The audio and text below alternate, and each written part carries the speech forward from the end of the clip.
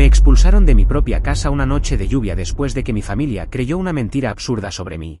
Pero nadie imaginó lo que descubrirían meses después cuando toda la verdad salió a la luz. Nunca imaginé que la noche en que empezó a llover con esa fuerza extraña sería también la última vez que cruzaría la puerta de la casa donde había vivido más de 20 años. Recuerdo el sonido del agua golpeando el techo, el olor húmedo que siempre entraba por las rendijas y el silencio tenso que dominaba el comedor cuando entré, empapado después del trabajo. Nadie me saludó. Mi madre, Rosa, estaba sentada con los brazos cruzados y la mirada dura, como si llevara horas ensayando una escena. Jorge, mi padrastro, caminaba de un lado a otro respirando con enojo. Y Mariana, mi hermana, ni siquiera me miraba, solo sostenía su celular como si fuera una prueba irrefutable. Sentí un nudo en el estómago antes de que alguien hablara, porque entendí de inmediato que algo grave había pasado. Algo que me involucraba aunque aún no supiera qué era.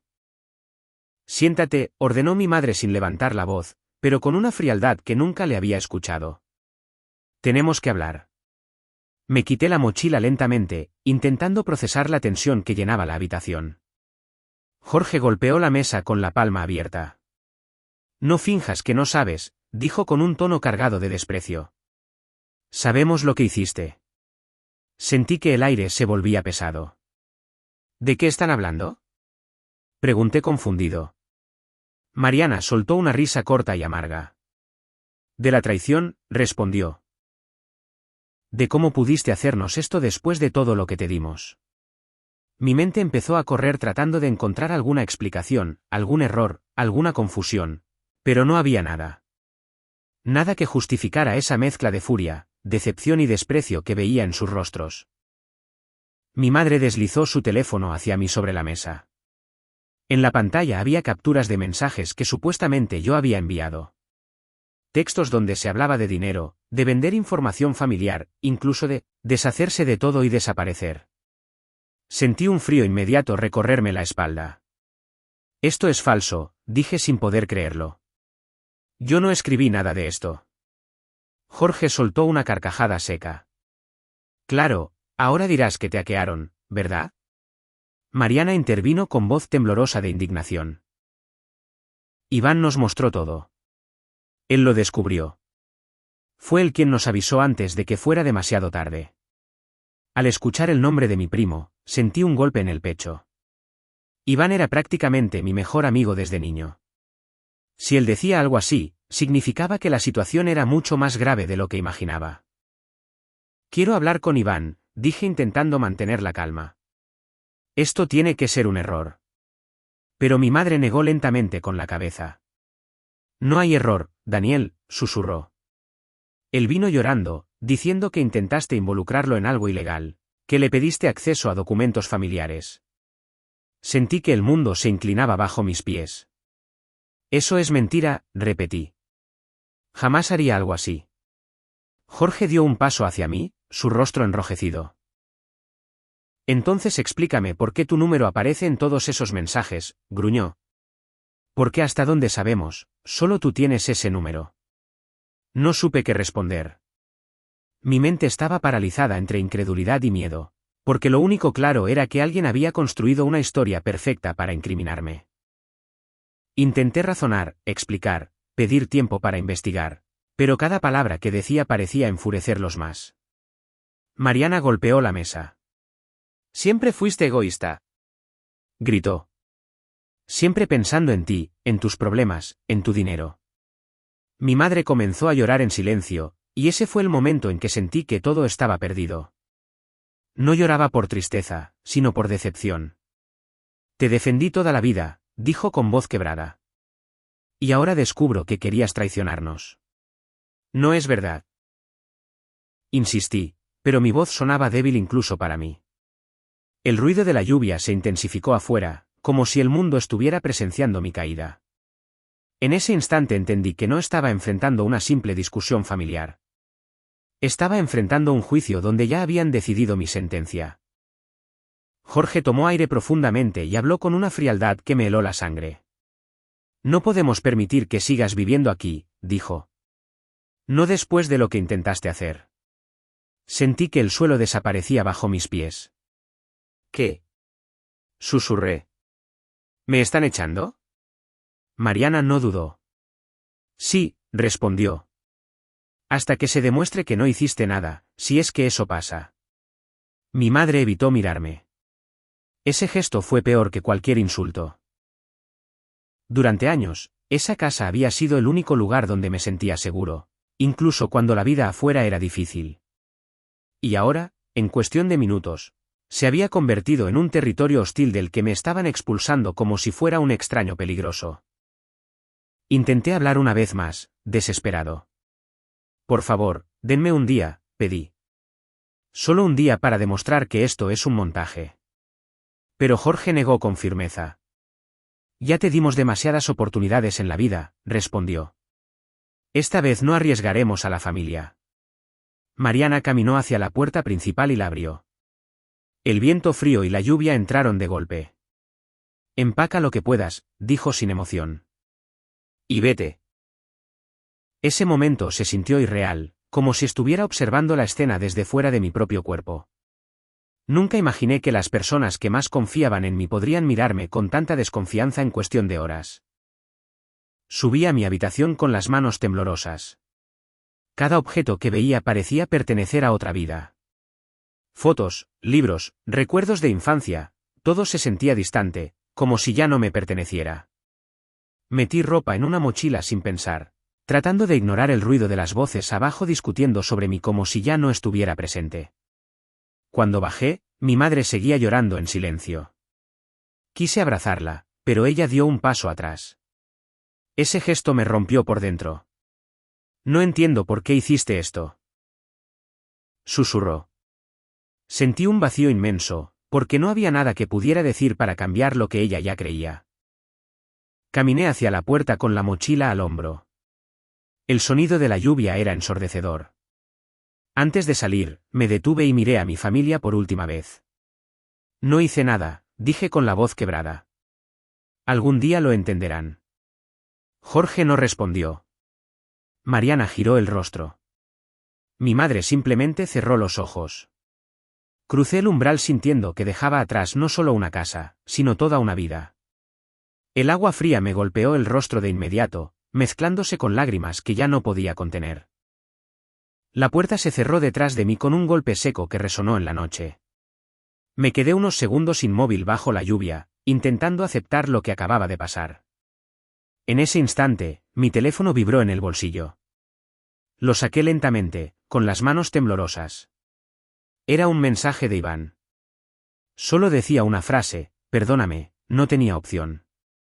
Sentí un escalofrío recorrerme de pies a cabeza. Porque en ese momento comprendí algo aterrador: mi expulsión no era el final del problema. Era apenas el comienzo de algo mucho más grande. Caminé bajo la lluvia sin rumbo durante varios minutos, sintiendo como el agua se filtraba por mi ropa y me enfriaba hasta los huesos, pero el frío físico no era nada comparado con el vacío que tenía en el pecho. Cada paso que daba parecía irreal, como si mi mente todavía se negara a aceptar que acababa de ser expulsado por las únicas personas que siempre había considerado mi refugio. La calle estaba casi desierta, iluminada apenas por farolas amarillentas que proyectaban sombras largas y distorsionadas sobre el pavimento mojado. Pensé en regresar, tocar la puerta otra vez, exigir que me escucharan, pero algo dentro de mí sabía que no serviría de nada. Ya no se trataba de explicar, se trataba de reconstruir una verdad que alguien había destruido deliberadamente, pieza por pieza, con una precisión que empezaba a darme miedo. El mensaje de Iván seguía brillando en la pantalla de mi teléfono mientras el agua caía sobre él. Perdóname, no tenía opción. Esa frase era demasiado ambigua para ser una disculpa sincera y demasiado específica para ser una mentira improvisada. Iván nunca había sido alguien débil, siempre fue directo, incluso brutalmente honesto. Por eso ese mensaje me inquietaba tanto. Si él decía que no tenía opción, significaba que alguien lo había presionado, amenazado o manipulado de una forma que yo no entendía. Intenté llamarlo varias veces, pero siempre saltaba al buzón de voz. Cada intento fallido aumentaba mi ansiedad, porque lo único que tenía claro era que la persona que había iniciado todo esto conocía perfectamente mi vida, mis vínculos y mis puntos vulnerables. Me refugié bajo el techo de una tienda cerrada para pensar con más claridad. Empecé a revisar las capturas que mi familia me había mostrado en mi memoria. Los mensajes eran convincentes, tenían mi foto de perfil, mi número, incluso expresiones que solía usar.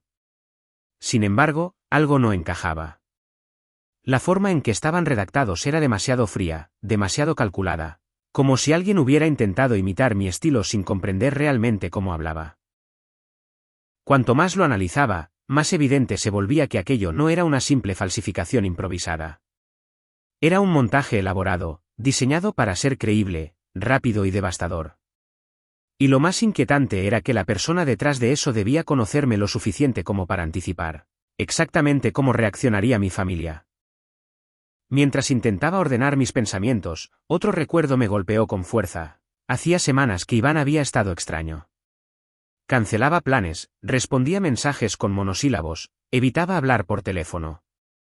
En ese momento lo había atribuido a estrés laboral, pero ahora todo adquiría un significado distinto.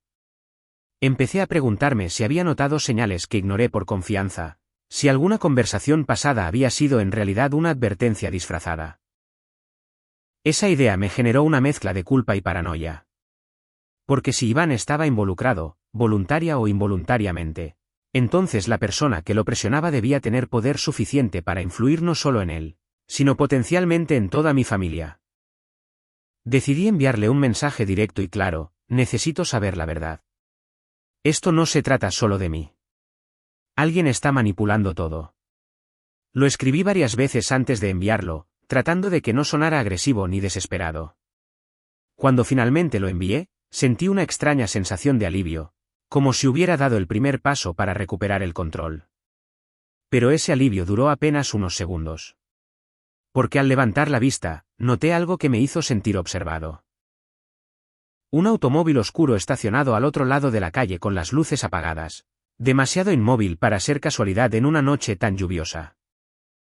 Intenté ignorarlo al principio, diciéndome que era paranoia producto del shock emocional.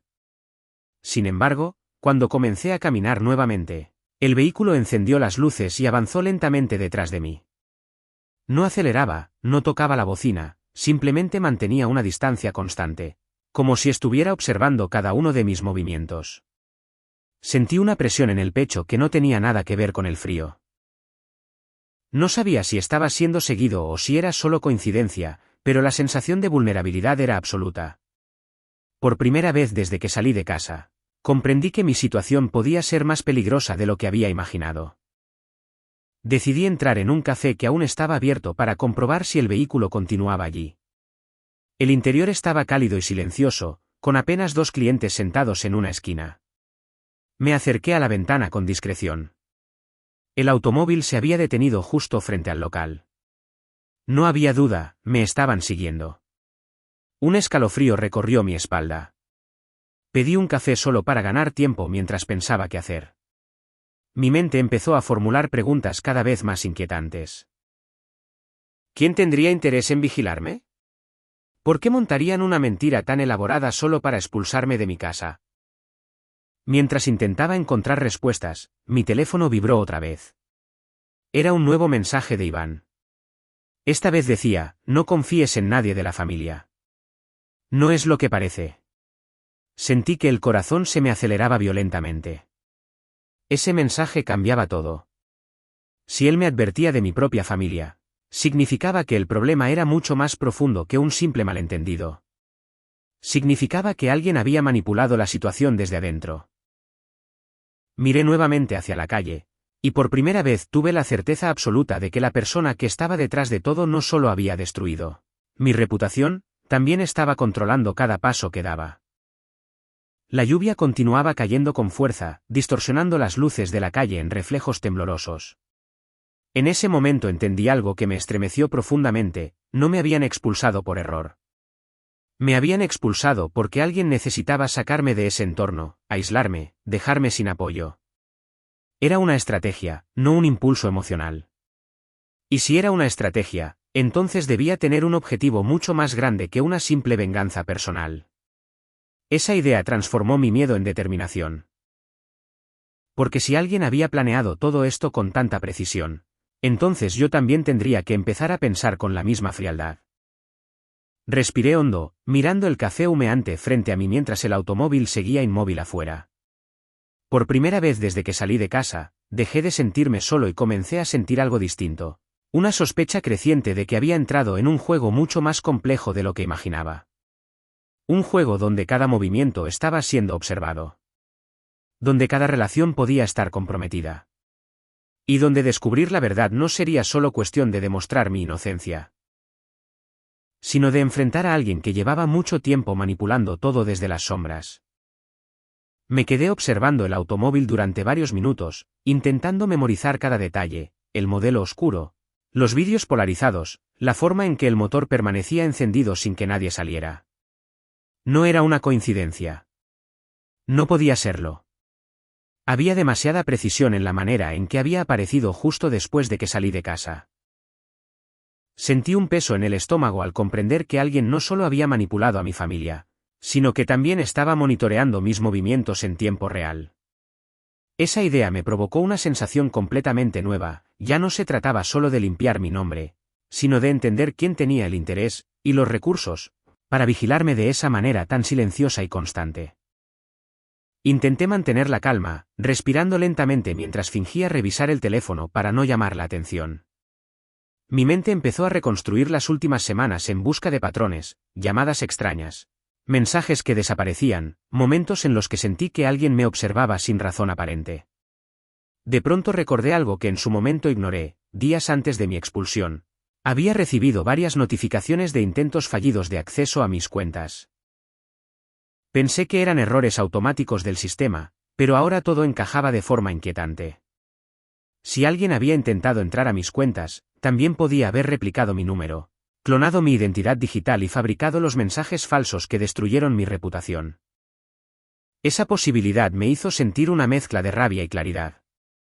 Ya no era un misterio abstracto, era un ataque deliberado.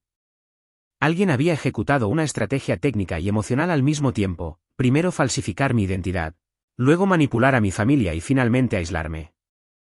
Era un plan demasiado sofisticado para ser impulsivo. Mientras pensaba en eso, el café frente a mí ya se había enfriado, pero mis manos seguían temblando. No por miedo, sino por una certeza creciente. La persona detrás de todo no actuaba por odio personal únicamente. Había un objetivo mayor, algo que todavía no lograba ver. El teléfono vibró nuevamente. Esta vez no era un mensaje, sino una llamada entrante. El número era desconocido, pero el prefijo era local. Dudé unos segundos antes de contestar. Sí, dije en voz baja. Hubo un silencio prolongado al otro lado, seguido por una respiración lenta, controlada. Luego, una voz masculina habló con un tono calmado y frío. No deberías intentar averiguar demasiado, dijo. A veces es mejor aceptar las consecuencias y seguir adelante. Sentí un escalofrío inmediato. ¿Quién habla?, pregunté con firmeza. La respuesta fue una breve risa sin humor. Alguien que sabe lo que hiciste, y lo que podrías hacer si sigues investigando. La llamada se cortó antes de que pudiera responder. Me quedé mirando la pantalla en silencio, sintiendo como mi corazón latía con fuerza. Ese mensaje no era una amenaza directa, pero estaba cargado de una intención clara: intimidarme. Sin embargo, tuvo el efecto contrario. En lugar de paralizarme, encendió una determinación nueva. Porque si alguien necesitaba advertirme que dejara de investigar, significaba que descubrir la verdad representaba un peligro real para esa persona. Y eso confirmaba algo fundamental: yo no era el problema. Yo era el obstáculo. Miré nuevamente hacia la calle. El automóvil seguía allí, inmóvil. En ese momento decidí algo que cambiaría todo: no huiría ni me escondería. Si querían vigilarme, dejaría que lo hicieran, pero también comenzaría a observarlos a ellos. Esa decisión transformó mi postura mental de víctima a estratega. Ya no se trataba de reaccionar, se trataba de anticipar. Pagué el café con calma y me dirigí hacia la puerta, intentando parecer tranquilo, como si nada estuviera fuera de lo normal. Cuando salí, el aire frío me golpeó el rostro con fuerza. Caminé en dirección opuesta al automóvil sin apresurarme. A los pocos segundos, escuché el sonido del motor encendiéndose suavemente detrás de mí. Confirmado. Me seguían. Sin mirar hacia atrás, saqué el teléfono y abrí la cámara frontal, fingiendo revisar mi reflejo. En la pantalla pude ver el vehículo manteniendo la misma distancia exacta. Era un seguimiento profesional, no improvisado. Esa precisión me hizo comprender que estaba enfrentando a alguien con experiencia y recursos. Mientras avanzaba por la acera, mi mente comenzó a conectar otro detalle importante. Iván trabajaba en un área donde tenía acceso a sistemas financieros y bases de datos. Si alguien lo había presionado, probablemente no fue por casualidad. Quizá había sido utilizado para obtener información sobre mí, sobre mi familia, sobre nuestras cuentas y propiedades. Esa hipótesis me heló la sangre, porque implicaba que el objetivo final podría no ser solo mi reputación, sino algo mucho más tangible y peligroso: dinero, control o acceso a bienes familiares. Esa idea cambió completamente mi perspectiva. Mi expulsión no había sido un acto emocional, sino una jugada estratégica para eliminarme como posible obstáculo. Si alguien planeaba algo contra mi familia, lo primero que debía hacer era asegurarse de que yo no estuviera presente para detectarlo o impedirlo. Y eso explicaba todo: las falsificaciones, la manipulación, el aislamiento, incluso la vigilancia actual. No se trataba solo de destruir mi vida. Se trataba de despejar el camino para algo que aún no había ocurrido. Seguí caminando bajo la lluvia, sintiendo como cada pieza comenzaba a encajar en un panorama cada vez más oscuro. Por primera vez desde que salí de casa, comprendí la verdadera dimensión del problema. No estaba luchando por recuperar la confianza de mi familia. Estaba entrando en una confrontación silenciosa contra alguien que llevaba mucho tiempo moviendo los hilos en secreto. Y en ese momento supe, con una certeza que me estremeció profundamente, que lo peor aún no había comenzado. La lluvia empezaba a disminuir, pero el aire seguía cargado de esa humedad pesada que se pega a la piel y hace que cada respiración se sienta más lenta. Caminé varias cuadras sin rumbo fijo, solo asegurándome de mantener una velocidad constante, como si cualquier cambio brusco pudiera alertar a quien me seguía. El automóvil continuaba a la misma distancia, nunca demasiado cerca, nunca demasiado lejos, como si quien estuviera dentro conociera perfectamente el límite entre vigilancia y persecución evidente. Ese control me resultaba inquietante porque demostraba algo claro: no era alguien improvisando. Era alguien que sabía exactamente lo que estaba haciendo, alguien que ya había hecho esto antes. Decidí doblar en una calle secundaria donde las farolas eran escasas y la visibilidad peor. Si el vehículo me seguía allí, confirmaría que no se trataba de casualidad. Al girar, fingí atarme los cordones mientras observaba de reojo. Pasaron apenas 10 segundos antes de que las luces del automóvil aparecieran lentamente en la esquina, avanzando con la misma calma calculada. Sentí un impulso de correr, pero me obligué a mantener la compostura. No podía permitirme reaccionar impulsivamente. Quien estuviera detrás de todo esto parecía contar con que yo me desestabilizara emocionalmente, y lo último que pensaba darle era esa ventaja. Mientras retomaba la marcha, mi mente comenzó a girar hacia un pensamiento incómodo que había estado evitando. ¿Y si alguien dentro de mi propia familia estaba involucrado voluntariamente? La idea me produjo una resistencia inmediata, casi física. No quería creerlo. Sin embargo, las evidencias eran demasiado claras. Las capturas de mensajes falsos no solo eran convincentes, sino que habían sido presentadas con una rapidez que sugería preparación previa. No había habido duda, ni debate, ni siquiera una oportunidad para que yo explicara. Eso solo podía ocurrir si alguien había preparado el terreno emocional antes de mostrar las pruebas. Recordé entonces conversaciones recientes con Mariana. Durante semanas había estado distante, respondiendo de forma fría, como si algo le molestara pero no quisiera decirlo directamente. En ese momento pensé que era estrés por su trabajo, pero ahora comenzaba a preguntarme si alguien había estado alimentando sospechas en su mente mucho antes de que todo explotara. Si eso era cierto, entonces mi expulsión no fue una reacción repentina, sino el resultado final de una manipulación lenta y deliberada. Mi teléfono vibró nuevamente, y por un instante sentí un sobresalto. Era un mensaje de un número desconocido: todavía estás a tiempo de detenerte. Lo leí varias veces, sintiendo una mezcla de enojo y claridad. Esa no era una advertencia impulsiva, era un intento directo de controlar mi comportamiento. La frase no mencionaba nada específico, pero su intención era evidente. Querían que abandonara cualquier intento de investigar. Lo que más me inquietó no fue el mensaje en sí, sino la certeza de que sabían exactamente dónde estaba en ese momento. Me detuve bajo la luz de una farola, respirando profundamente para recuperar el control. El automóvil también se detuvo a unos metros, con las luces bajas encendidas. La escena parecía congelada, como si ambos estuviéramos esperando el siguiente movimiento del otro. En ese instante sentí algo inesperado, una calma fría, casi estratégica. Por primera vez desde que todo comenzó, dejé de sentirme acorralado y empecé a pensar como alguien que estaba siendo estudiado. Y que también podía estudiar a su adversario. Decidí hacer algo simple pero calculado. Caminé directamente hacia una parada de autobús donde había cámaras visibles en los postes. Sabía que, si alguien estaba siguiéndome con intenciones más agresivas, evitaría acercarse a un lugar con grabación constante.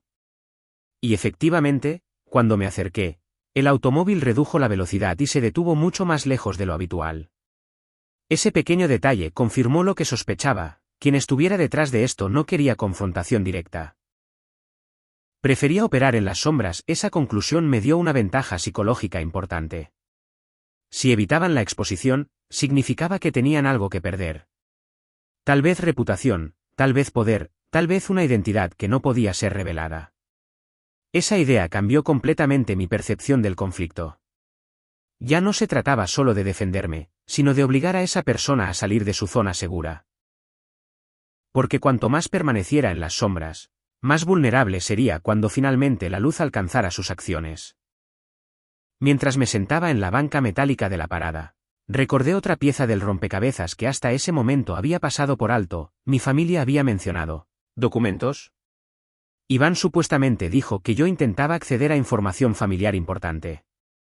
¿Pero qué documentos eran esos? Nunca habíamos tenido nada particularmente valioso, al menos eso creía. Ese pensamiento me generó una sensación inquietante, como si hubiera algo oculto en la historia familiar que yo desconocía completamente. Miré hacia la calle una vez más. El automóvil seguía allí, silencioso, esperando. Y en ese momento comprendí algo que me estremeció profundamente. Mi expulsión no solo había sido un ataque personal. Había sido el primer paso de un plan mucho más grande, un plan que probablemente llevaba años en preparación. Y mientras el viento frío soplaba entre los edificios, supe con una certeza absoluta que descubrir la verdad no solo implicaría limpiar mi nombre. Implicaría destapar algo que mi propia familia quizá nunca quiso que saliera a la luz. El sonido distante de un autobús acercándose rompió el silencio tenso de la calle, pero yo no tenía intención de subir. Permanecí sentado en la banca metálica, observando cómo las luces del vehículo oscuro se reflejaban sobre el pavimento mojado, distorsionadas por los pequeños charcos que la lluvia había dejado. En ese momento, sentí una claridad mental distinta a la confusión inicial de horas antes. Algo dentro de mí se había endurecido. Ya no estaba tratando de convencer a mi familia ni de entender el porqué emocional de lo ocurrido. Ahora pensaba en términos de estrategia. Si alguien había construido un plan tan meticuloso para aislarme, entonces mi única opción era comenzar a desmantelarlo con la misma precisión fría con la que había sido ejecutado. Encendí el teléfono y revisé nuevamente el mensaje de Iván: no confíes en nadie de la familia. Esa frase resonaba de forma inquietante. Durante toda mi vida, mi familia había sido el único espacio donde nunca dudé de las intenciones de nadie.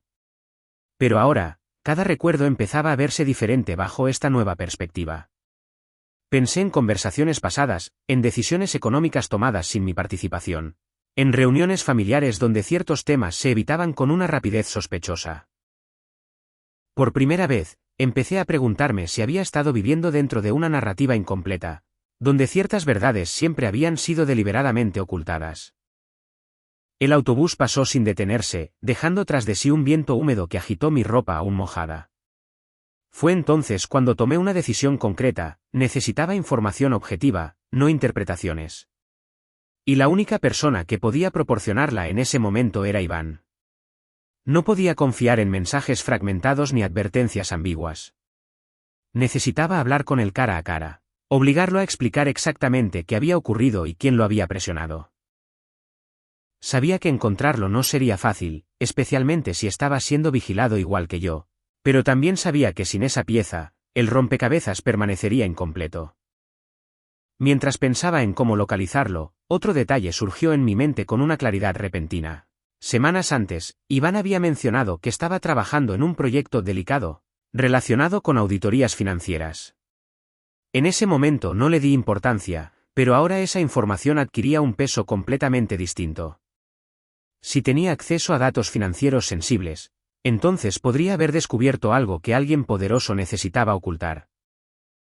Y si esa persona había decidido utilizarlo para incriminarme, significaba que yo no era el objetivo principal, sino una pieza dentro de una estrategia más amplia. Esa conclusión provocó una reacción inmediata en mi cuerpo, una mezcla de miedo y determinación que me hizo levantarme de la banca. Miré nuevamente hacia el automóvil. Seguí allí, inmóvil, como un observador silencioso. En ese instante comprendí algo crucial: quien me vigilaba esperaba que permaneciera pasivo, confundido, emocionalmente paralizado. No esperaba que comenzara a actuar. Esa asimetría de expectativas podía convertirse en mi ventaja más importante. Saqué el teléfono y abrí la aplicación de mapas, revisando mentalmente posibles lugares donde Iván podría estar. Recordé que solía trabajar hasta tarde en una oficina ubicada en una zona empresarial a unas pocas estaciones de distancia. No sabía si seguiría allí a esa hora, pero era el único punto concreto que tenía. Mientras trazaba la ruta, sentí que mi mente dejaba de girar en círculos y empezaba a moverse con dirección clara. Esa sensación de propósito era lo primero que me hacía sentir nuevamente en control desde que había salido de casa. Antes de moverme, decidí observar una última vez el comportamiento del vehículo. Caminé deliberadamente hacia una tienda con grandes ventanales, fingiendo revisar productos mientras usaba el reflejo del vidrio para mirar la calle. El automóvil seguía allí, pero ahora noté algo nuevo: el conductor parecía hablar por teléfono. Aunque no podía ver su rostro, la postura indicaba comunicación constante. Eso confirmaba que no actuaba solo. Había alguien más coordinando cada uno de sus movimientos en tiempo real. Esa observación reforzó una sospecha inquietante: estaba enfrentando una estructura organizada, no a un individuo aislado. La precisión del montaje, la vigilancia constante y las advertencias calculadas apuntaban a un sistema de control mucho más amplio. Esa idea me produjo un escalofrío, pero también una claridad brutal. Si se trataba de una organización o red de intereses, entonces su mayor debilidad sería la exposición pública. Ninguna estructura que operara en secreto podía sobrevivir a la luz sostenida. Respiré profundamente y salí de la tienda con paso firme, dirigiéndome hacia la estación de transporte más cercana. Esta vez no miré atrás. No necesitaba confirmar que me seguían, ya lo sabía. Lo que importaba ahora era cambiar el ritmo del juego. Hasta ese momento, todas las acciones habían sido reactivas, impulsadas por las decisiones de otros. Pero a partir de ese instante, comenzaría a tomar la iniciativa. Y esa transición mental marcó un punto de no retorno. Mientras descendía las escaleras hacia el andén, el sonido metálico de mis pasos resonaba en el espacio vacío. Sentí una certeza firme instalándose dentro de mí: mi expulsión no había sido el final de nada, sino el comienzo de una confrontación inevitable. Y lo que estaba a punto de descubrir al enfrentar a Iván probablemente no solo cambiaría la percepción de lo ocurrido, sino que revelaría una verdad mucho más peligrosa de lo que jamás había imaginado. El aire dentro de la estación subterránea estaba cargado con ese olor metálico y húmedo que siempre me había parecido incómodo, pero esa noche lo percibí con una intensidad distinta, como si cada detalle sensorial estuviera amplificado por la tensión que llevaba acumulada. Las luces fluorescentes parpadeaban ligeramente, creando sombras intermitentes sobre el suelo pulido, y el eco distante de un tren acercándose se mezclaba con el sonido de mis propios pasos. Mientras caminaba hacia el andén, sentía que cada movimiento que hacía tenía un peso estratégico. Ya no era solo un desplazamiento físico, era el inicio de una confrontación directa con una verdad que había permanecido oculta demasiado tiempo. Me detuve junto a una columna desde donde podía observar la entrada de la estación sin ser demasiado visible. Sabía que, si realmente me estaban siguiendo, quien conducía el automóvil tendría que tomar una decisión: permanecer afuera o arriesgarse a entrar en un espacio con cámaras y personas. Esa era la primera prueba real de sus límites. Mientras esperaba, mi respiración se volvió más lenta, más controlada. Sentí una calma fría que no provenía de la seguridad, sino de la aceptación de que ya no podía retroceder. Había cruzado un punto psicológico donde el miedo se transformaba en enfoque absoluto. Pasaron varios minutos antes de que viera movimiento en la entrada. Una figura masculina descendió las escaleras con un paso aparentemente normal, pero su postura rígida y su mirada constante hacia su teléfono revelaban algo distinto. Estaba atento, vigilando. Vestía de forma común, nada que llamara la atención, lo cual lo hacía aún más sospechoso. No necesitaba confirmar que era la misma persona del automóvil. La sincronía de su aparición con mi llegada a la estación era demasiado precisa para ser casual. Sentí un impulso instintivo de confrontarlo directamente, pero lo reprimí de inmediato. No tenía información suficiente, y cualquier movimiento impulsivo podría alertar a quien estuviera coordinando todo. En lugar de eso, decidí observar. Lo vi caminar lentamente por el andén, fingiendo revisar los horarios mientras mantenía una distancia constante respecto a mí. Su comportamiento era profesional. Evitaba mirarme directamente. Nunca permanecía completamente inmóvil y siempre mantenía rutas de salida visibles. Ese nivel de disciplina confirmaba que no era un simple curioso ni un improvisado. El tren llegó con un estruendo que hizo vibrar el suelo bajo mis pies. El ruido metálico llenó el espacio, creando un breve momento de caos visual y auditivo que decidí aprovechar. Me mezclé con los pasajeros que descendían y subían, moviéndome con naturalidad hacia otro vagón diferente al que inicialmente había planeado abordar. Esa maniobra simple tenía un objetivo claro: romper el patrón predecible de mis movimientos y obligar a quien me seguía a reaccionar. Cuando las puertas se cerraron, miré el reflejo en la ventana del vagón. Unos segundos después, la misma figura masculina apareció en el fondo del compartimento, fingiendo revisar su teléfono. Esa confirmación eliminó cualquier duda restante. Me estaban siguiendo de manera activa. Sin embargo, en ese momento ocurrió algo inesperado. En lugar de sentir pánico, experimenté una sensación casi analítica, como si mi mente hubiera entrado en un estado operativo distinto. Comencé a observar sus microgestos, su postura, sus tiempos de reacción. Y en ese análisis encontré algo importante: aunque era disciplinado, no era perfecto. Había momentos breves donde dudaba, donde parecía esperar instrucciones. Esa observación me llevó a una conclusión inmediata: él no era la mente detrás del plan. Era un ejecutor, alguien que respondía a órdenes. Eso significaba que la verdadera figura responsable permanecía en un nivel superior, coordinando todo desde una posición segura. Esa estructura jerárquica explicaba la precisión del montaje y la consistencia de la vigilancia. También implicaba algo crucial. Si lograba identificar al ejecutor, eventualmente podría rastrear la cadena de mando hasta llegar al origen. Mientras el tren avanzaba, pensé nuevamente en Iván. Si él había sido obligado a participar en este esquema, entonces debía haber tenido contacto directo con quienes lo presionaron. Eso lo convertía en la única conexión tangible entre mi situación actual y la estructura que la había creado. La urgencia de encontrarlo se volvió aún más intensa. No solo necesitaba su versión de los hechos, necesitaba que me ayudara a entender el alcance real del sistema que estaba enfrentando. El tren comenzó a reducir la velocidad al acercarse a la estación donde se encontraba el distrito empresarial. Miré el reflejo nuevamente. El hombre seguía allí, manteniendo su distancia calculada. En ese instante comprendí algo con absoluta claridad: quien estuviera detrás de todo esto no temía que descubriera la verdad, temía que lograra demostrarla. Y esa diferencia era fundamental, porque significaba que la evidencia existía en algún lugar. Solo debía encontrarla antes de que fuera eliminada. Cuando las puertas se abrieron, salí del vagón con paso firme, sintiendo cómo la tensión se transformaba en determinación pura. Ya no caminaba como alguien expulsado y confundido, caminaba como alguien que comenzaba a entender el terreno de una confrontación compleja. Y mientras ascendía las escaleras hacia la superficie, supe con una certeza fría y absoluta que el encuentro con Iván no solo revelaría la verdad sobre mi expulsión. Revelaría la magnitud real de la red que había estado operando en silencio durante todo ese tiempo. Desde el primer instante en que crucé las puertas automáticas del edificio corporativo, Sentí que todo el aire del lugar pesaba distinto, como si cada pared conociera mi historia y estuviera esperando ver qué haría ahora que había regresado. No como el joven expulsado y humillado por su propia familia, sino como alguien que ya tensionaba el equilibrio de poder dentro de esa empresa. Los empleados que caminaban por el lobby reducían el paso apenas me veían.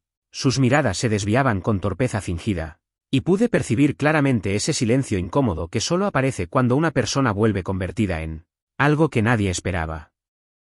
No era admiración todavía, tampoco respeto, era algo más primitivo, incertidumbre pura, la sensación colectiva de que algo estaba por romperse. Mientras avanzaba hacia los elevadores privados, mi reflejo en los paneles metálicos me devolvió una imagen que incluso a mí me resultaba extraña. Postura firme, expresión controlada, ojos que ya no pedían aprobación de nadie. Recordé con nitidez el día en que me sacaron de la casa familiar con una sola maleta, cuando mi padre había dicho sin vacilar que yo no servía para liderar nada, que era débil, impulsivo y emocionalmente incapaz de sostener decisiones difíciles. Esa frase, que durante años fue una herida abierta, ahora funcionaba como una especie de combustible silencioso, una presión interna constante que me obligaba a no permitir jamás que alguien volviera a definirme con tanta facilidad. Al llegar al piso ejecutivo, el ambiente era aún más denso. El silencio no era casual, era estratégico. Sabían que mi presencia implicaba cambios inevitables. La asistente principal intentó sonreír, pero su mandíbula estaba tensa, como si hubiera ensayado esa expresión sin lograr que se sintiera natural. Me anunció con voz formal, pero noté la ligera vacilación al pronunciar mi nombre completo, como si aún no terminara de aceptar que ahora figuraba en la lista de accionistas con un porcentaje suficiente para influir en decisiones críticas. Ese pequeño detalle me confirmó algo importante. El impacto psicológico de mi regreso ya estaba operando incluso antes de cualquier movimiento oficial. Cuando entré a la sala de juntas, el contraste fue inmediato. Mi hermano mayor evitó mirarme directamente, su postura rígida revelaba una mezcla de enojo y nerviosismo. Mi padre, en cambio, sostenía la mirada con frialdad calculada, pero había algo distinto en su expresión. Ya no era la seguridad absoluta de antes, sino una cautela tensa, como la de alguien que entiende que el tablero cambió y que ahora cualquier error podría costarle el control. Nadie habló durante varios segundos. Ese silencio no fue incómodo para mí, al contrario, lo dejé extenderse deliberadamente, porque sabía que en ese espacio sin palabras el poder psicológico se redistribuía lentamente. Finalmente tomé asiento sin pedir permiso, y ese simple gesto tuvo un efecto inmediato. Mi hermano frunció el ceño y golpeó suavemente la mesa con los dedos, intentando recuperar una autoridad que ya no estaba intacta. No entiendo por qué decidiste aparecer ahora, dijo con un tono que buscaba sonar firme pero que dejaba escapar una nota de tensión. Yo mantuve la voz estable cuando respondí, no aparecí ahora. Estoy aquí porque ustedes tomaron decisiones que abrieron esa posibilidad.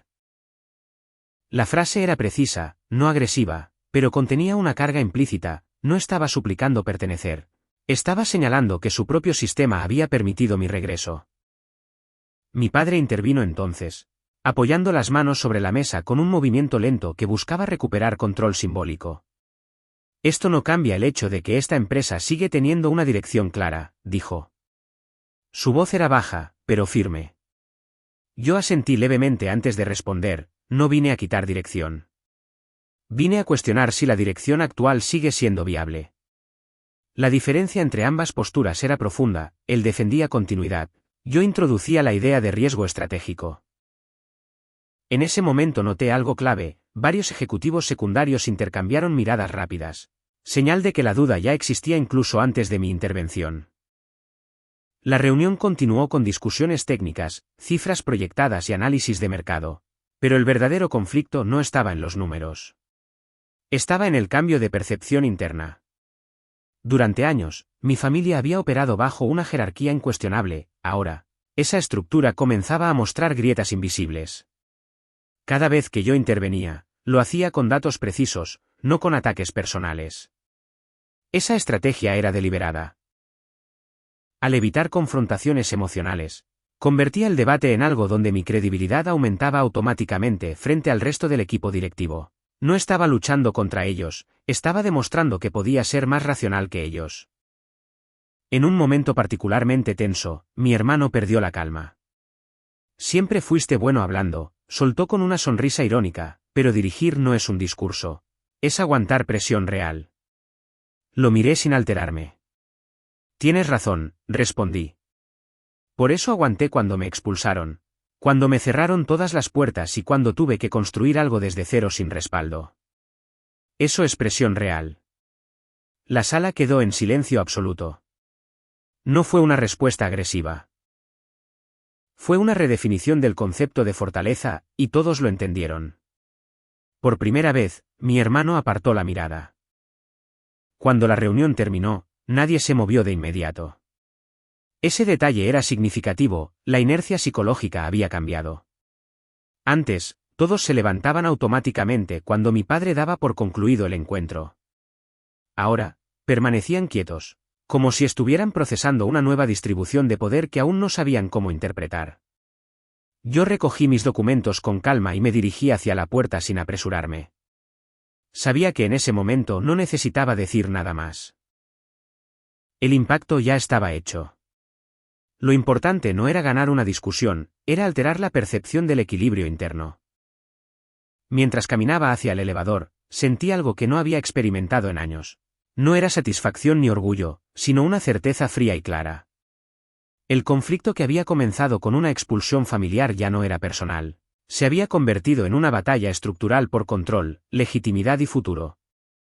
Y lo más relevante era esto, esa guerra apenas estaba entrando en su fase visible. Lo que acababa de ocurrir no era el enfrentamiento principal. Era solo el momento en que todos, finalmente, entendieron que el regreso del hijo expulsado no era un evento emocional, sino el inicio de una transformación que nadie podría detener. Esa noche no regresé a mi departamento inmediatamente. Conduje durante casi una hora sin un destino claro, dejando que el ruido constante de la ciudad amortiguara la tensión que aún sentía acumulada en el pecho. No era miedo ni ansiedad, era algo más complejo, una especie de alerta mental sostenida, como si mi cerebro supiera que el verdadero conflicto apenas comenzaba a desplegarse. La reunión había alterado el equilibrio, sí, pero también había activado mecanismos de defensa dentro de mi propia familia.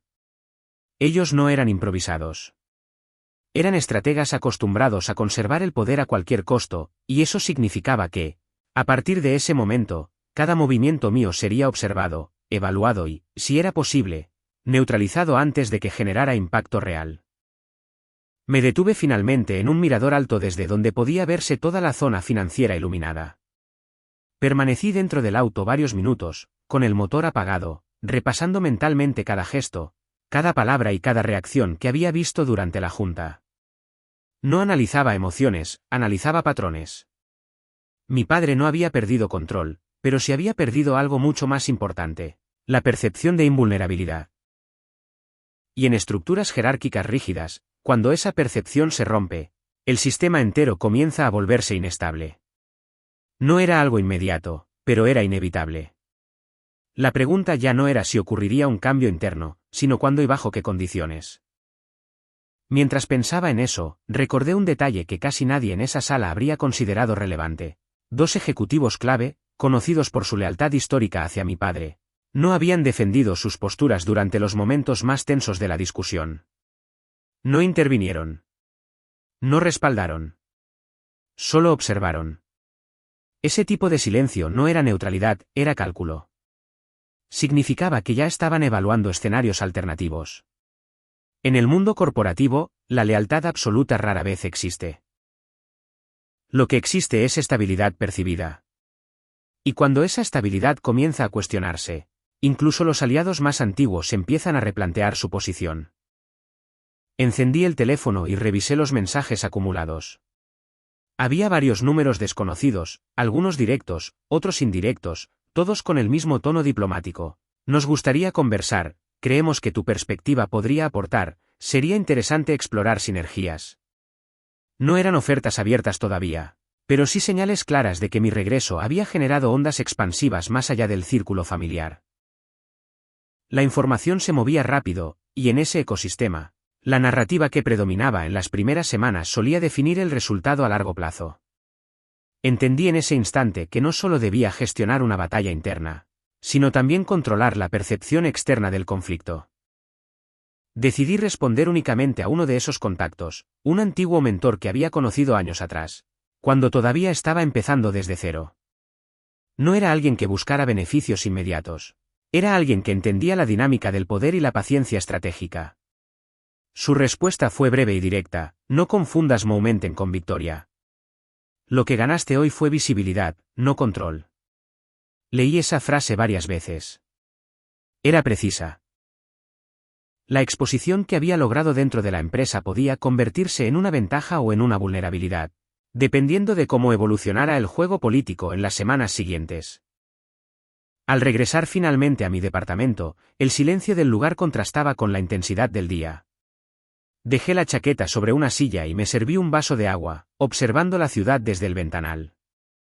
Fue entonces cuando, por primera vez en mucho tiempo, apareció un pensamiento incómodo. No estaba luchando solo contra una estructura empresarial, sino contra una historia familiar profundamente arraigada. Cada decisión que tomara no solo tendría consecuencias financieras, sino también emocionales, aunque yo ya no actuara desde ese plano. Esa dualidad hacía el escenario más complejo, porque mis adversarios sí podían utilizar el vínculo familiar como herramienta estratégica. Poco después, el teléfono vibró nuevamente. Esta vez era un mensaje directo de mi hermano. Solo decía: necesitamos hablar. A solas. No había amenazas ni sarcasmo, lo cual lo hacía aún más significativo. Sabía perfectamente que ese tipo de conversación no sería un intento de reconciliación emocional. Sería una negociación inicial, una exploración para medir hasta dónde estaba dispuesto a avanzar y cuáles eran mis verdaderas intenciones. En ese instante comprendí que la confrontación pública de la Junta había sido apenas la primera capa del conflicto. Lo que venía ahora sería mucho más personal y mucho más peligroso. Apagué la pantalla sin responder de inmediato. No era una decisión impulsiva, era una táctica deliberada. En cualquier negociación de poder, el control del tiempo es tan importante como el control de la información. Permitir que él esperara, que interpretara el silencio, que intentara anticipar mis movimientos, generaría presión psicológica antes incluso de que nos sentáramos a hablar. No se trataba de orgullo ni de revancha. Se trataba de establecer desde el inicio una dinámica clara. Ya no estaba en posición de reaccionar a sus decisiones. Ahora, él tendría que adaptarse a las mías. Esa noche dormí poco, pero no por inquietud, sino porque mi mente seguía procesando escenarios posibles con una claridad casi mecánica. Sabía que el siguiente encuentro con mi hermano marcaría un punto de inflexión. Dependiendo de cómo se desarrollara, podría abrir una vía hacia una reconfiguración interna relativamente controlada, o acelerar una guerra abierta dentro de la empresa y dentro de la familia. Y lo más importante de todo era esto. Por primera vez, yo tenía la capacidad real de decidir cuál de esos caminos se volvería inevitable. El día que entré al edificio corporativo de la empresa donde mi padre había reinado durante décadas, no sentí orgullo, ni miedo, ni siquiera nostalgia. Sentí algo mucho más frío: control. El mármol del lobby reflejaba mi silueta como si fuera un extraño, un intruso que venía a reclamar algo que siempre le había pertenecido pero que jamás le permitieron tocar. La recepcionista levantó la mirada, dudó un segundo, y luego dijo mi nombre con una mezcla de sorpresa y tensión que me confirmó que el mensaje ya había corrido por todos los pasillos. Yo no respondí, solo asentí y caminé hacia los elevadores sabiendo que, en ese mismo instante, mi padre debía estar recibiendo la notificación oficial que cambiaría su vida para siempre. Mientras las puertas del elevador se cerraban, recordé la última vez que él me había visto en ese mismo edificio. Yo tenía una mochila vieja, ropa gastada y una expresión desesperada que intentaba ocultar la humillación. Aquella vez me escoltaron hasta la salida como si fuera un delincuente. Ahora, en cambio, llevaba un traje impecable, documentos legales firmados y el respaldo financiero que convertía mi presencia en una amenaza real. El contraste era tan brutal que por un momento sentí un vacío extraño en el pecho, una especie de eco emocional que no era tristeza ni rabia, sino la confirmación de que el tiempo, finalmente, había equilibrado la balanza. Al llegar al último piso, encontré al director legal esperándome frente a la sala de juntas. Su rostro estaba pálido, y aunque intentaba mantener una sonrisa profesional, sus manos delataban nerviosismo. Él no lo está tomando bien, murmuró en voz baja, inclinándose apenas hacia mí. Yo solté una respiración lenta antes de responder, no vine para que lo tome bien. Vine para que entienda que esto ya no depende de él. El abogado asintió en silencio y abrió la puerta con un gesto contenido, como si estuviera liberando algo peligroso que llevaba demasiado tiempo encerrado. Dentro de la sala, mi padre estaba de pie, con las manos apoyadas en la mesa, mirando los documentos como si fueran una sentencia. Cuando levantó la vista y nuestros ojos se encontraron, vi por primera vez en su expresión algo que nunca había estado ahí, incertidumbre. No era rabia pura, ni desprecio, ni superioridad. Era miedo. Un miedo profundo, silencioso, que nacía del entendimiento de que ya no tenía el control absoluto que siempre había ejercido sobre todo y sobre todos. Ese instante, breve pero intenso, me confirmó que el verdadero cambio no era legal ni financiero, sino psicológico. ¿De verdad hiciste todo esto, solo para vengarte?, preguntó finalmente, con una voz que intentaba sonar firme pero que temblaba en el borde de cada palabra. Yo no respondí de inmediato. Caminé hasta la mesa, dejé mi portafolio sobre la superficie pulida y me tomé unos segundos antes de hablar, porque sabía que cada palabra que dijera iba a marcar el rumbo final de nuestra historia. No, contesté al fin, manteniendo el contacto visual. No lo hice por venganza. Lo hice porque aprendí que, si no tomas el control de tu vida, alguien más lo hará por ti. El silencio que siguió fue pesado, casi físico. Mi padre apartó la mirada por primera vez en toda nuestra vida. Ese gesto, tan pequeño y tan enorme al mismo tiempo, representaba la caída simbólica de una figura que siempre había sido inquebrantable.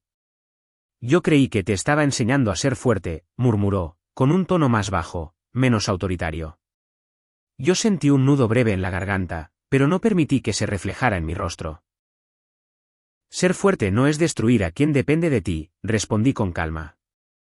Ser fuerte es no necesitar hacerlo. Uno de los directores presentes intervino con cautela: necesitamos proceder con la votación. Ese comentario devolvió el momento a la realidad corporativa. Las hojas comenzaron a circular, los bolígrafos se movieron, y en cuestión de minutos el resultado fue inevitable. La mayoría aprobó el cambio de liderazgo.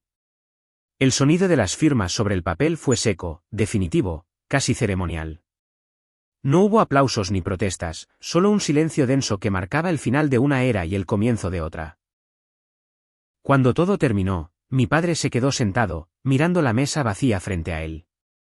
Yo me acerqué lentamente. No había hostilidad en ese instante, solo una distancia emocional inmensa que ninguna conversación podría cerrar. No vine para destruirte, le dije en voz baja. Vine para demostrar que sobreviví a lo que me hiciste, y que nunca más volveré a depender de ti. Él no respondió. Solo asintió una vez, como si finalmente entendiera algo que había ignorado durante décadas. Al salir de la sala, sentí una mezcla inesperada de alivio y peso. Había ganado, sí, pero la victoria no tenía el sabor dulce que imaginé durante años. Era más compleja, más silenciosa. Comprendí que el verdadero triunfo no era ocupar su lugar, ni siquiera recuperar el poder que me habían negado. El verdadero triunfo era haber dejado atrás la necesidad de su aprobación. Por primera vez en mi vida, el pasado ya no definía mi identidad. Cuando las puertas del elevador se cerraron nuevamente, vi mi reflejo en el metal pulido. Esta vez no parecía un intruso, ni una víctima, ni un hijo buscando reconocimiento. Parecía alguien que finalmente había tomado control absoluto de su historia. Y mientras el elevador descendía, supe que lo que venía después no sería una guerra, sino algo mucho más difícil: construir un futuro donde el poder no se basara en el miedo, sino en decisiones que jamás repetirían los errores que me habían marcado. El descenso del elevador se sintió más largo de lo normal, como si cada piso que pasábamos representara una capa del pasado que finalmente estaba dejando atrás. Cuando las puertas se abrieron en el lobby, noté algo distinto en el ambiente. No era silencio absoluto, sino una especie de expectativa contenida. Varias personas fingían revisar sus teléfonos, pero sus miradas se desviaban hacia mí con rapidez. Durante años había sido un nombre incómodo, casi prohibido dentro de esas paredes. Ahora, en cuestión de horas, me había convertido en el nuevo eje de poder. Ese cambio abrupto no generaba admiración todavía, sino una mezcla de incertidumbre y cautela que podía sentirse en el aire. Mientras caminaba hacia la salida, uno de los empleados más antiguos, un hombre que había trabajado con mi padre desde antes de que yo naciera, se acercó con pasos lentos. Su expresión era seria, pero no hostil. Nunca pensé que vería esto, dijo con voz baja. Yo lo miré sin arrogancia, entendiendo que para él aquello no era solo un cambio de liderazgo, sino el fin de una estructura que había definido toda su vida profesional. Las cosas cambian, respondí con calma. Pero lo que no debe cambiar es cómo tratamos a la gente que depende de nosotros. El hombre asintió lentamente, como si esas palabras le confirmaran algo que necesitaba escuchar. Tu padre siempre creyó que el miedo mantenía el orden, murmuró antes de apartarse. Aquella frase se quedó resonando en mi mente mientras salía del edificio. El aire de la calle se sentía distinto, más ligero, casi liberador. No porque hubiera ganado una batalla, sino porque por primera vez comprendía que el poder que ahora tenía podía usarse de forma completamente diferente a como yo lo había experimentado durante toda mi vida. Esa noche, al llegar a mi departamento, el silencio fue profundo, pero no solitario. Me senté frente a la ventana, observando las luces de la ciudad extendiéndose hasta el horizonte. Durante años había imaginado ese momento como una escena de triunfo absoluto, llena de satisfacción, pero la realidad era más compleja.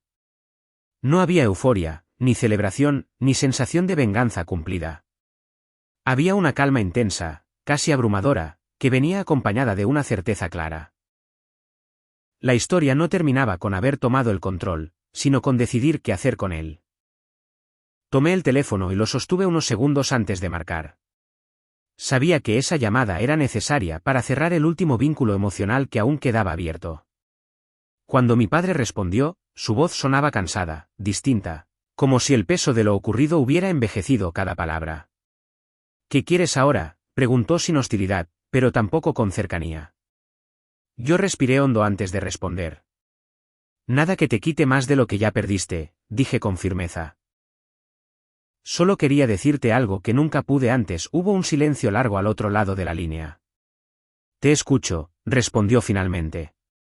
Por un momento dudé, no por miedo, sino por la magnitud emocional de lo que estaba a punto de decir. No gané porque te vencí, expliqué con voz estable. Gané porque dejé de necesitar que me aceptaras. Y eso fue lo más difícil de todo.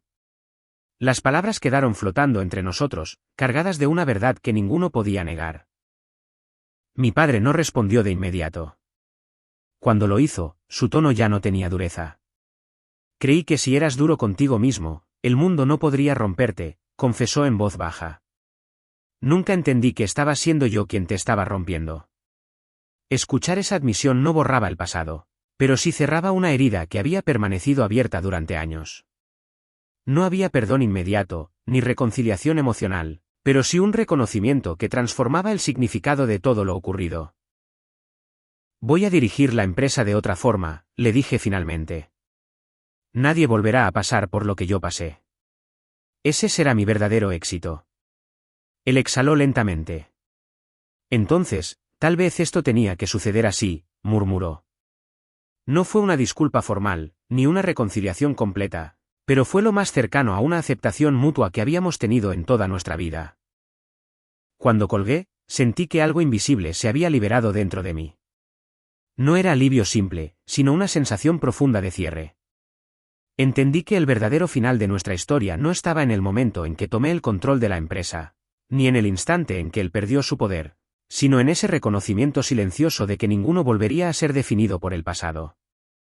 Esa noche, mientras las luces de la ciudad seguían brillando al otro lado de la ventana, tuve una certeza absoluta. El poder más grande que había obtenido no era financiero ni corporativo. Era la libertad de construir una vida donde el éxito no se midiera por dominar a otros, sino por no repetir jamás las heridas que me obligaron a convertirme en quien soy ahora. Las semanas siguientes fueron un torbellino silencioso de decisiones, reuniones y ajustes que transformaron la empresa desde sus cimientos. No fue un cambio brusco ni teatral, sino una reconstrucción meticulosa que afectaba cada proceso, cada jerarquía y cada dinámica interna que durante años había sido controlada por el miedo. Desde el primer día dejé claro que nadie sería evaluado por obediencia ciega, sino por resultados reales y transparencia. Esa postura generó incomodidad inmediata en algunos directivos que habían prosperado bajo el antiguo sistema, pero también despertó una reacción inesperada. Una ola de lealtad auténtica por parte de empleados que durante décadas habían trabajado en silencio. Uno de los primeros reportes que recibí mostraba algo revelador. La productividad había aumentado en apenas 3 semanas. No por presión, sino por confianza. Ese dato, aparentemente técnico, tuvo un impacto emocional profundo en mí porque confirmaba algo que había intuido toda mi vida. El control basado en el temor nunca genera estabilidad verdadera. Genera obediencia momentánea, pero también resentimiento acumulado. Y ese resentimiento, tarde o temprano, termina destruyendo cualquier estructura de poder. Mientras revisaba esos informes una noche, recordé con claridad el día en que mi padre me había expulsado. Aquella escena había sido el punto más bajo de mi vida, pero ahora la veía con una perspectiva distinta. No como una injusticia aislada, sino como el detonante que me obligó a desarrollar una fortaleza que jamás habría descubierto de otra forma. Esa comprensión no convertía su decisión en algo correcto, pero sí transformaba su significado dentro de mi historia personal. Un mes después, recibí una solicitud formal de reunión privada de parte de mi padre. No era una comunicación corporativa ni legal, sino una petición personal. Cuando leí el mensaje, sentí una tensión breve en el pecho, no por miedo, sino por la magnitud simbólica que ese encuentro representaba. Durante años, cualquier conversación entre nosotros había sido una lucha por el control. Esta vez, por primera vez, ninguno tenía nada que imponer al otro. Acepté la reunión y propuse un lugar neutral. Un café discreto lejos de cualquier entorno empresarial. Cuando llegué, él ya estaba sentado junto a la ventana. Su postura era diferente a como la recordaba. No había rigidez, ni mirada dominante, ni gestos de autoridad. Parecía simplemente un hombre mayor enfrentando las consecuencias de sus decisiones. Ese contraste fue más impactante que cualquier confrontación que hubiéramos tenido en el pasado. Gracias por venir, dijo con voz baja cuando me senté frente a él. No había sarcasmo ni tensión en sus palabras. Solo una sinceridad incómoda, casi torpe. Quería verte fuera de todo esto, sin abogados, sin juntas, sin contratos. Asentí sin responder de inmediato, esperando que continuara. Sabía que ese momento no necesitaba prisa, sino espacio para que lo no dicho durante años finalmente pudiera emerger. Toda mi vida creí que el respeto se imponía, confesó después de unos segundos. Ahora entiendo que solo se gana, y yo nunca supe cómo ganarlo contigo. Escuchar esa admisión no provocó satisfacción, sino una sensación extraña de cierre emocional. No había triunfo en sus palabras, solo verdad tardía. Y esa verdad tenía más peso que cualquier disculpa formal. No puedes cambiar lo que pasó, respondí con calma, manteniendo un tono neutral. Pero puedes decidir qué haces con el tiempo que te queda. Él asintió lentamente, como si ya hubiera reflexionado sobre esa idea durante mucho tiempo. Eso es lo que quiero intentar ahora, murmuró. No recuperar poder, solo recuperar algo de paz. Ese momento marcó un cambio profundo en la dinámica entre nosotros. No fue reconciliación inmediata ni afecto repentino, sino algo más realista. Una aceptación mutua de que ambos habíamos sobrevivido a la misma historia desde perspectivas opuestas. Ya no éramos adversarios ni figuras de autoridad enfrentadas, sino dos personas intentando entender las consecuencias de un pasado compartido. Cuando nos despedimos aquella tarde, no hubo abrazos ni gestos dramáticos. Solo un intercambio de miradas que transmitía algo que jamás habíamos tenido antes, respeto genuino, sin necesidad de dominio. Mientras me alejaba, comprendí que el verdadero cambio no había ocurrido el día en que tomé el control de la empresa, sino en ese instante silencioso donde, finalmente, dejamos de ser enemigos. Después de aquella reunión, algo cambió de forma silenciosa pero irreversible dentro de mí. No fue una transformación repentina ni un momento de catarsis dramática, sino una reorganización interna, como si las piezas de una estructura emocional que había permanecido fragmentada durante años finalmente hubieran encontrado su lugar correcto. Por primera vez desde que fui expulsado de mi casa, dejé de sentir que mi vida giraba alrededor de demostrar algo. Ya no necesitaba probar que era fuerte, ni exitoso, ni digno. Esa presión constante, que había impulsado cada una de mis decisiones, comenzó a desaparecer como una tensión que se disuelve lentamente en el cuerpo. Ese cambio interno tuvo efectos inmediatos en mi forma de liderar. Empecé a delegar con más confianza, a escuchar con mayor paciencia y, sobre todo, a tomar decisiones estratégicas sin la urgencia emocional que antes me impulsaba. Lo noté en detalles pequeños, reuniones más productivas, equipos más seguros al expresar desacuerdos, y una cultura organizacional que comenzaba a transformarse desde adentro. Era como si la empresa, al igual que yo, estuviera aprendiendo a operar sin miedo. Sin embargo, no todos recibieron bien esa nueva dirección. Algunos ejecutivos que habían construido su poder bajo el modelo antiguo comenzaron a resistirse. No de forma abierta, sino mediante pequeñas acciones estratégicas, retrasos deliberados, informes incompletos, cuestionamientos constantes disfrazados de preocupación profesional. Reconocí esas tácticas de inmediato, porque durante años había sido testigo de cómo se utilizaban para mantener el control dentro de la organización. En una reunión particularmente tensa, uno de esos directivos cuestionó mi enfoque frente a todo el consejo. La empresa siempre ha funcionado bajo un liderazgo fuerte y disciplinado, afirmó con tono firme. El cambio que propones podría generar pérdida de autoridad. Yo mantuve la calma antes de responder. La autoridad que depende del miedo no es estabilidad, dije con claridad. Es fragilidad disfrazada de control. El silencio que siguió fue absoluto. Aquellas palabras no solo respondían a su argumento, sino que también desmantelaban una filosofía de poder que había dominado la empresa durante décadas. Algunos miembros del consejo evitaron mirarme, otros asintieron discretamente.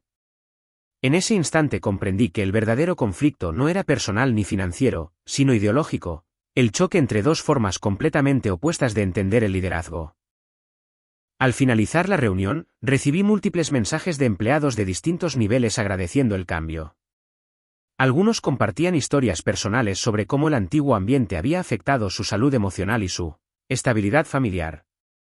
Leer esos testimonios me impactó profundamente porque confirmaban algo que durante años había sido invisible. Desde la cima del poder, las decisiones autoritarias nunca afectan solo los resultados, sino la vida real de quienes dependen de ellas.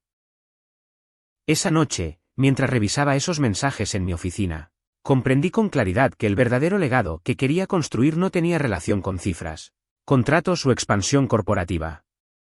Tenía que ver con romper un ciclo generacional de liderazgo basado en el control absoluto. Si lograba eso, el impacto trascendería cualquier logro financiero. Días después, recibí un reporte que marcó un punto simbólico importante.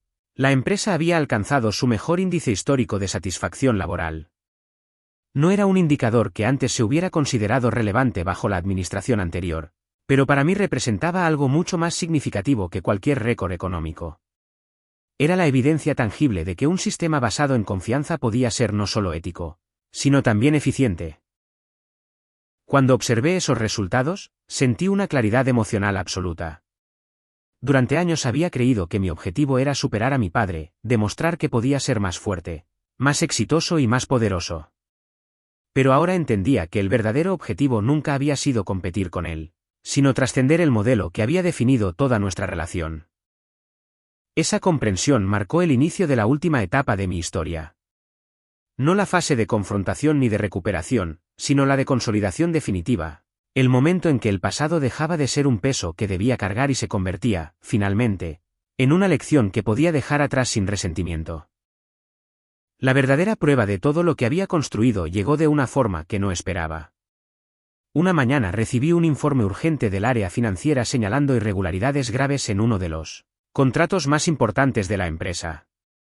No se trataba de un error menor ni de una discrepancia administrativa. Era una operación deliberada que comprometía millones y ponía en riesgo la reputación corporativa.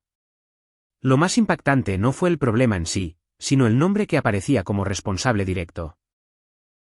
Uno de los ejecutivos más cercanos a la antigua administración, alguien que había trabajado codo a codo con mi padre durante décadas. Al revisar los documentos, comprendí inmediatamente el patrón. No era solo un caso aislado, sino un intento calculado de manipular cifras para crear una falsa percepción de inestabilidad bajo mi liderazgo. El objetivo era claro: demostrar ante inversionistas y el consejo que el nuevo modelo de gestión había debilitado el control interno. Era un último movimiento desesperado para desacreditar todo lo que había cambiado en la organización. Convocamos una reunión de emergencia con el comité directivo. La atmósfera era tensa, cargada de expectativa. Algunos rostros mostraban sorpresa genuina, otros, incomodidad silenciosa. Cuando el ejecutivo acusado entró a la sala, su postura era rígida, pero su mirada revelaba algo distinto. No era desafío, sino miedo. Ese detalle confirmó que el equilibrio de poder había cambiado por completo. Ya no estaba frente a un sistema donde los errores podían ocultarse bajo la protección de una figura dominante. Quiero que expliques esto, dije con voz firme mientras deslizaba el informe hacia él. Sus manos temblaron ligeramente al tomar los documentos. Durante unos segundos no habló. El silencio se volvió denso, casi asfixiante. Finalmente levantó la vista. Creí que estaba protegiendo la empresa, murmuró. Aquella frase no fue una defensa real, sino la confesión involuntaria de una mentalidad arraigada durante años. La idea de que manipular información era aceptable si servía para mantener una apariencia de control. Proteger no significa mentir, respondí con calma. Significa enfrentar los problemas antes de que destruyan todo. Nadie intervino. Todos entendían que aquel momento no era solo un proceso disciplinario, sino una ruptura definitiva con el pasado. Era la demostración tangible de que las reglas ya no estaban definidas por jerarquías intocables, sino por responsabilidad real. El comité votó por unanimidad su destitución inmediata y la apertura de un proceso legal. La decisión fue rápida, clara y sin negociaciones ocultas. Cuando el ejecutivo abandonó la sala, el silencio que quedó no era incómodo, sino liberador. Por primera vez en la historia de la empresa, una figura de alto nivel era removida no por luchas internas de poder, sino por una violación objetiva de principios. Después de la reunión, uno de los directores más antiguos se acercó a mí. Esto nunca habría pasado antes, dijo con sinceridad. No porque no ocurriera, sino porque nadie habría tenido el poder de enfrentarlo. Esa observación confirmó algo que ya sabía: el verdadero cambio no se mide por decisiones individuales, sino por la cultura que permite que esas decisiones existan. Esa noche, al revisar los reportes finales del caso, sentí una claridad absoluta. Durante años había pensado que el momento más importante de mi vida sería cuando tomara el control de la empresa. Sin embargo, entendí que el verdadero punto de inflexión era este: el instante en que demostraba que el poder podía ejercerse sin repetir los mismos mecanismos de abuso que me habían marcado. Miré la ciudad desde la ventana de mi oficina, recordando el camino que me había llevado hasta ese punto. La expulsión, la soledad, los años de esfuerzo silencioso, la confrontación con mi padre, y finalmente la reconstrucción de una identidad que ya no dependía del reconocimiento de nadie. Todo ese recorrido había sido necesario para llegar a esta etapa, donde el control no significaba dominio, sino responsabilidad. En ese momento comprendí que el cierre definitivo de mi historia estaba cerca. No porque quedaran conflictos externos por resolver, sino porque internamente ya no había lucha. El pasado había dejado de ser una herida abierta y se había convertido, finalmente, en una base sólida sobre la cual construir algo completamente diferente. El día en que todo terminó no hubo una escena espectacular, ni un anuncio público dramático, ni un momento de aplausos. Fue una mañana silenciosa, casi ordinaria, en la que el Consejo aprobó por unanimidad el nuevo plan estratégico que consolidaba de forma definitiva la transformación de la empresa. Sin embargo, detrás de esa aparente normalidad se cerraba un ciclo que había comenzado años atrás. El día en que fui expulsado de mi propia casa sin nada más que una mochila y una herida que parecía imposible de sanar. Cuando firmé el último documento, sentí algo que jamás había experimentado antes: una ausencia total de tensión. No había ansiedad por el futuro ni necesidad de demostrar nada. Era una calma profunda, firme, que nacía de la certeza de haber reconstruido mi vida desde cero, sin depender de la aprobación de nadie. Esa sensación no era euforia, sino estabilidad absoluta, como si finalmente hubiera llegado a un lugar interno donde nada podía volver a derrumbarse. Esa tarde decidí visitar la antigua casa familiar por primera vez en años. No para reclamar nada ni para revivir el pasado, sino para enfrentar el último vínculo emocional que aún quedaba pendiente. El lugar se veía más pequeño de lo que recordaba, casi insignificante comparado con el peso que había tenido en mi vida durante tanto tiempo. Mi padre abrió la puerta lentamente. No hubo sorpresa en su rostro, solo una serenidad cansada. Sabía que algún día volverías, dijo en voz baja. Su tono ya no tenía autoridad ni dureza, solo aceptación. Yo asentí y entré sin decir nada. Durante unos segundos nos quedamos en silencio en la sala donde años atrás había ocurrido la discusión que cambió nuestras vidas para siempre. Quiero que sepas algo, dije finalmente, rompiendo el silencio. Durante mucho tiempo creí que lo que más necesitaba era que me pidieras perdón. Él bajó la mirada, esperando continuar escuchando. Pero ahora entiendo que no lo necesitaba. Porque aprendí a reconstruirme sin eso. Mis palabras no tenían resentimiento, solo una claridad emocional absoluta. Mi padre levantó la vista lentamente. Sus ojos estaban húmedos, pero no lloraba. Yo también entendí algo, respondió con voz baja. Que el poder que ejercí durante años no era fortaleza, era miedo. Miedo a perder el control, miedo a parecer débil, miedo a que el mundo me tratara como yo traté a los demás. Aquella confesión no borraba el pasado, pero cerraba definitivamente la distancia que había existido entre nosotros. No hubo abrazos dramáticos ni reconciliaciones exageradas. Solo una aceptación mutua de lo que había ocurrido y de lo que nunca podría cambiarse. Y en ese reconocimiento silencioso, comprendí que el verdadero cierre no era perdonar ni olvidar, sino dejar de cargar el peso emocional de esa historia. Antes de irme, mi padre dijo algo que jamás habría imaginado escuchar de él: no solo sobreviviste, hiciste algo mejor que yo jamás supe hacer.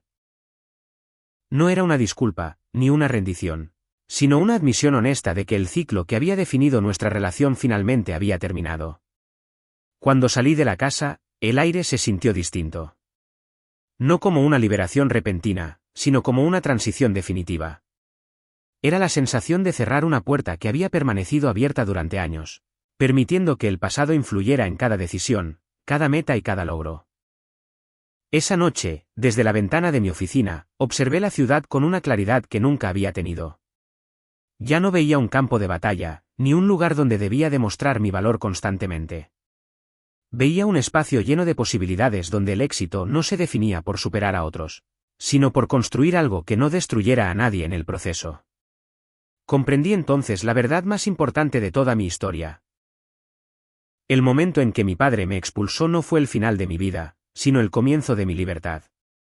Porque al perderlo todo, me vi obligado a descubrir quién era realmente, sin títulos, sin herencias, sin estructuras de poder que definieran mi identidad. Y mientras las luces de la ciudad seguían brillando en silencio, supe con certeza absoluta que el mayor triunfo no había sido recuperar el poder, ni dirigir una empresa, ni superar a quienes me rechazaron. El verdadero triunfo había sido convertirme en alguien que jamás necesitaría destruir a otros para demostrar que valía lo suficiente.